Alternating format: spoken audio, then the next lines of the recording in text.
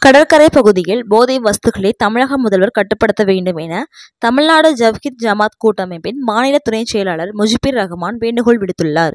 புதுக்கோட்டையில் செய்தியாளர்களை சந்தித்த முஜிபுர் ரஹ்மான், திமுக ஆட்சிக்கு வந்தால் சட்டம் ஒழுங்கு பாதிக்கப்படும் என்று பொதுவான கருத்து ஒன்று உள்ளது.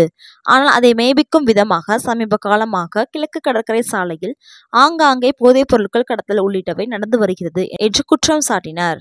திராவிட முன்னேற்ற கழகம் ஆட்சிக்கு வந்தது என்று சொன்னால் சட்டம் ஒழுங்கு கெட்டுப்போகும் என்கின்ற ஒரு கருத்து பரவலாக இருக்கிறது. அது உண்மைப்படுத்தக்கூடிய வகையில் தொடர்ச்சியாக ஈசிஆர் பகுதியில் நடைபெறக்கூடிய கொலைகள் அது உண்மையோ என சந்தேகப்படக்கூடிய நிலைமைக்கு தள்ளி இருக்கிறது. சமீபத்தில் கீழக்கரையில் போதைப்பொருள் வைத்திருந்த இளைஞர்களை, போதைப்பொருள் விற்ற இளைஞர்களை கண்டித்ததற்காக தமிழ்நாடு தவ்ஹீத் ஜமாத்துடைய நிர்வாகி கத்தியால் கத்தியால் மிக கடுமையாக தாக்கப்பட்டார். அதுபோல் ஈசிஆர் பகுதியில் சமீபத்தில் நிறைய கிலோ கணக்கில் போதைப் பொருட்கள் பிடிபடுகிறது. அதைத் தொடர்ந்து பல்வேறு ரவுடித்தனங்களும் பல்வேறு அடக்குமுறைகளும் பல்வேறு கொலை முயற்சிகளும் நடப்பதை நம்மால் பார்க்க முடிகிறது.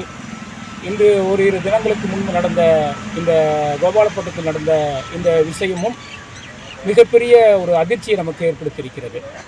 இதற்கு பின்னால் இந்த கொலைக்கு காரணமாக இருக்கக்கூடியவர்கள் போதை வஸ்துகளை பயன்படுத்தியதாகவும் தகவல் தெரிகிறது. இது போன்ற நிலையை தமிழக முதல்வர்கள் கவனத்தில் எடுத்துக்கொண்டு போதைப்பொருள் ஒழிப்பில் மிக தீவிரமாக கவனம் செலுத்த வேண்டும் என்பதை நாங்கள் ஒரு கோரிக்கையாக வைத்துக் கொள்கின்றோம். இப்போதுதான் நாடாளுமன்ற தேர்தல் முடிந்திருக்கிறது. திராவிட முன்னேற்ற கழக கட்சியின் மீது சிறுபான்மை மக்கள் அதிக நம்பிக்கை வைத்திருக்கிறார்கள்.